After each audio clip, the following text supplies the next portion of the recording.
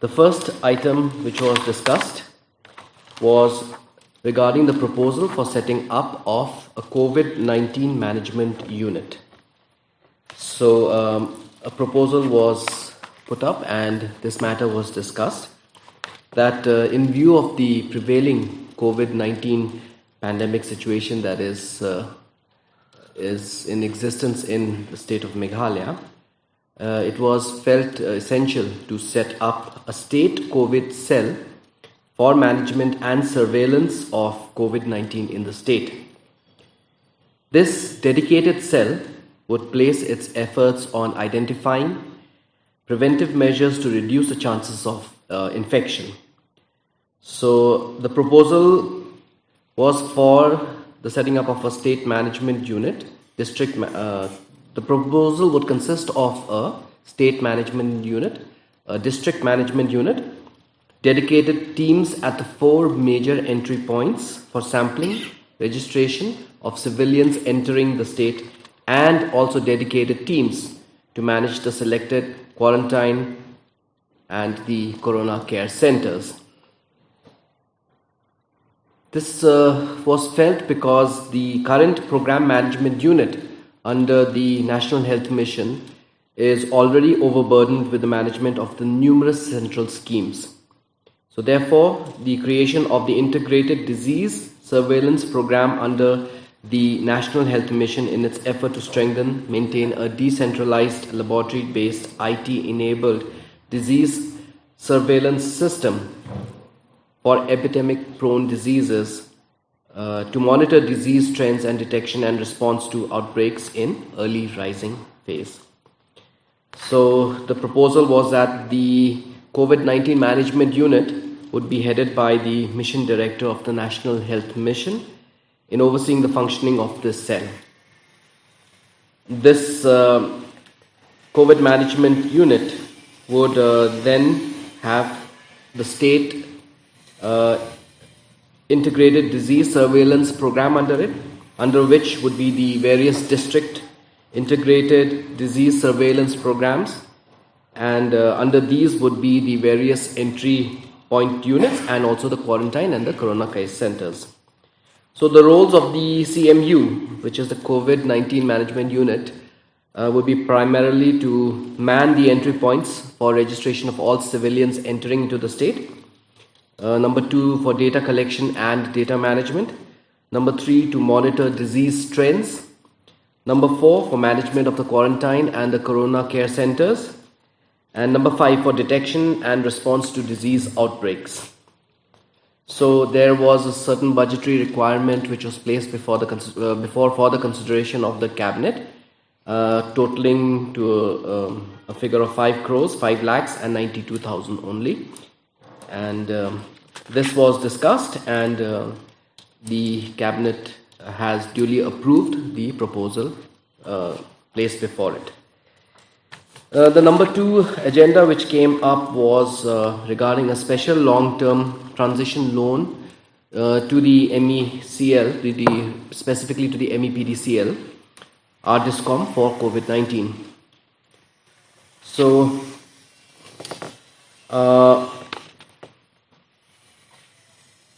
as you all know that the MEPDCL has a very huge outstanding against power purchase dues payable to the central power generating stations and also to PGCIL, that's a transmission company. The revenue collection, as we all know, has been adversely affected due to COVID-19.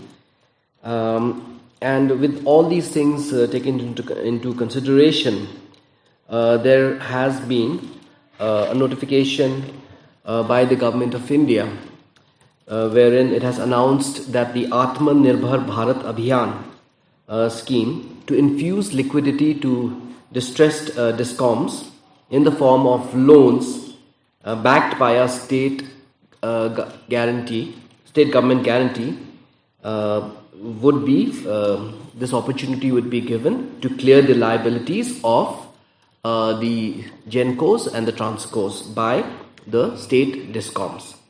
So, under the scheme, the Rural Electrification Corporation and the Power Finance Corporation would extend special long-term transition loans up to 10 years to DISCOMs on certain conditions. And these conditions would be under which Meghalaya would qualify was namely for DISCOMs that do not have receivables from the state government or headroom available under the working capital limits imposed under UDAY, the states may request the Government of India for relaxation of the borrowing limit. So, therefore, this matter was placed before the Cabinet that to clear off these outstanding liabilities to the public sector undertakings, namely the generation companies like NEEPCO, NTPC, OTPC, and transmission companies like the PGCIL.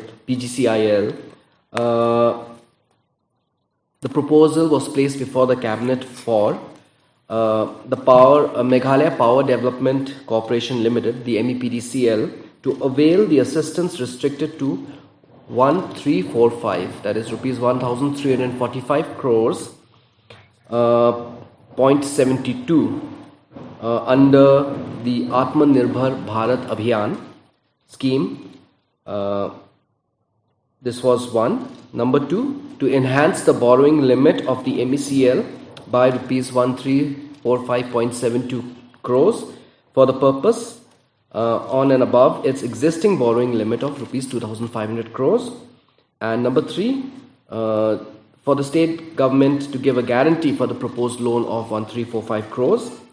And number four, to obtain approval from the Ministry of Ministry of Power, Government of India, for the relaxation of the borrowing limit of the MEPDCL as restricted under UDAY to avail the proposed loan. So, with this loan amount, MEPDCL would be able to clear all outstanding dues. At the same time, the MEPDCL would also be writing to Ministry of Power and to all these generating companies for waiver of delayed payment surcharges. So we are asking them if they can give us more than 60% of waiver of the delayed payment surcharges. So this was discussed in the Cabinet, and the Cabinet has agreed to this with certain conditions, and these conditions are that a high-powered committee consisting of the Chief Secretary, the senior most Secretary of the Finance Department, the Planning and Power Department, would be formed to monitor the performance of the MEPDCL on two major sector reforms, namely to bring down the AT&C losses and to reduce the gap in the reduce the gap of ACS and ARR, and also to also oversee the additional industry sale and additional exchange sale of power through which the MEPDCL could earn additional revenue. The HPC, the High Powered Committee, would meet every month and would make recommendations to the board of the MECL towards achieving the targets. So these conditions were set forth, and the Cabinet has approved the loan of rupees 1,345.72 crores for the purpose of clearing off the outstanding dues of the MEPDCL through the loan to be taken from REC and PFC. Why these outstanding dues have accumulated over the years, but these reasons would be, I think, very exhaustive. So I'll just go for a few of them. Okay. So one of them is basically non-achievement of the loss reduction target, which was fixed by the MSCRC, that's our regulatory commission. The allocation of high cost power from the NTPC, that's the Bongaigaon thermal power plant, which we stopped taking, but then yet we had to pay the fixed charges. It's also because the delayed payment surcharges, which stand at 18%, even though we did not draw power, we've been charged delayed payment surcharges, fixed costs. So all these things have accumulated over the years, and these have, had this sort of